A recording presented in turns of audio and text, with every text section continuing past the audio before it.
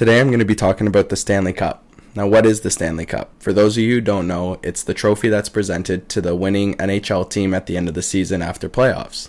It is also the oldest existing trophy to be awarded in professional sports franchise. One thing that's special about the Stanley Cup is that it doesn't get remade.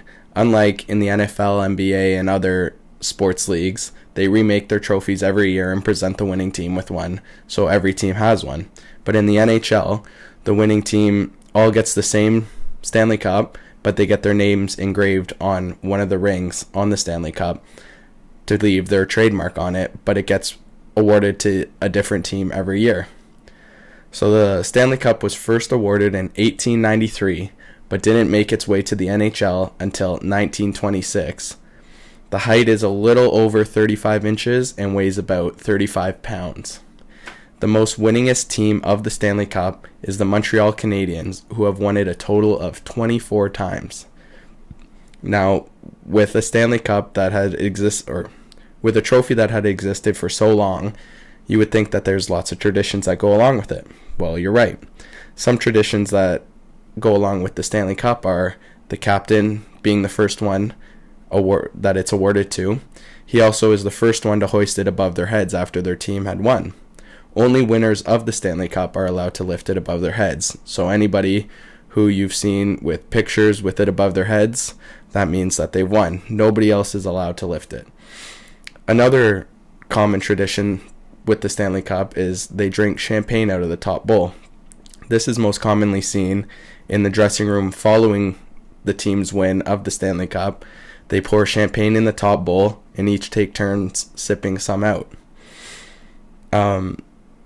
Following the season, each player of the winning team gets the Stanley Cup for a certain amount of days during the summer. Now they can do whatever they want with it.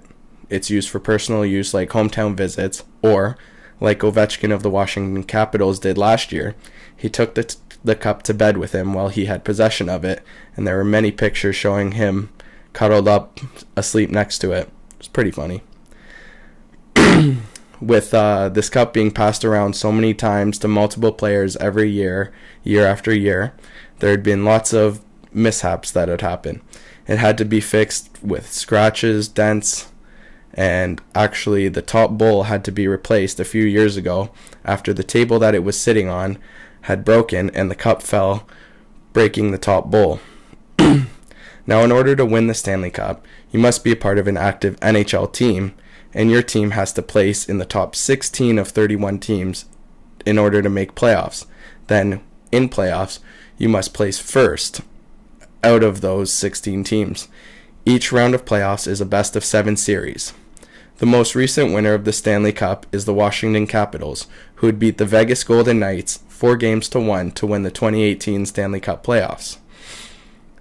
Now, this year is a new year, so there will be a new winner unless Washington comes first again. My favorite team is the Toronto Maple Leafs, as many of you might have the same team as we live closest to Toronto. So I'm hoping that Toronto can win, but we'll see. Thank you.